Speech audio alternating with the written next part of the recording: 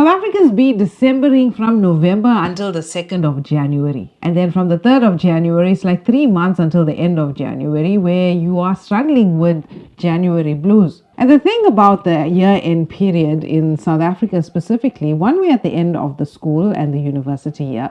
So you are moving on to your next year of studies. It's also the Christmas period.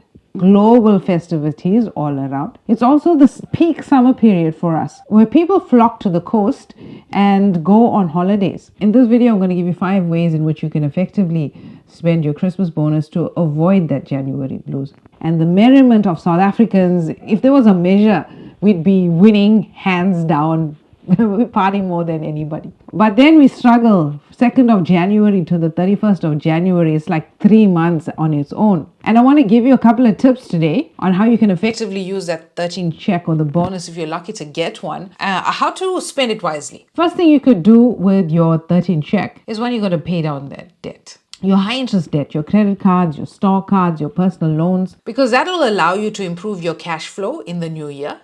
If you have the ability to settle your debt now with that one bonus, you'll also position yourself to start building wealth for the long term, because in the coming year, all of your extra funds that you should be paying your debt with, because you don't have to pay that debt now, you can put that money to work for you in various sorts of investments. And you wouldn't be losing all of that money to high interest rates that you could have been paying because, hey, you're financially savvy and you paid that debt. You also have an opportunity to reduce your home loan. If you're somebody who has an access home loan, you can even put it in there to access it at a later time. The next thing you could do is build a bigger emergency fund.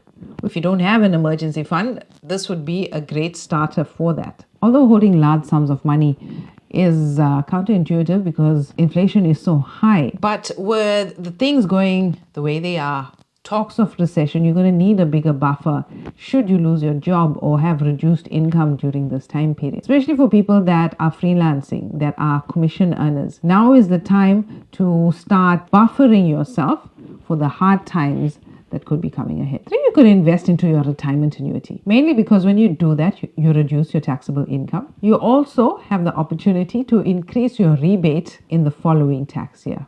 If you want help with this, click the link down below. I'll be happy to sit with you and give you a complimentary retirement planning session. And if you manage to save this lump sum, keep this in a high interest account. Do some research, see where the banks are in terms of paying you interest, and try and put that money in a high interest account, and try and put that money into a high interest account that will provide a buffer for inflation. We want to do that because we want to have easy access to cash, because when stuff goes on sale, and by stuff I mean investments, when the market crashes, when shares dip, this is the point that we want to buy at, and we need quick cash to do that. Also consider paying your bills annually with your 13th check. For example, when it comes to your insurance, highly negotiable. Call up your insurance companies and ask them, you know what, if I pay my bill a year in advance, how can you reduce my payments?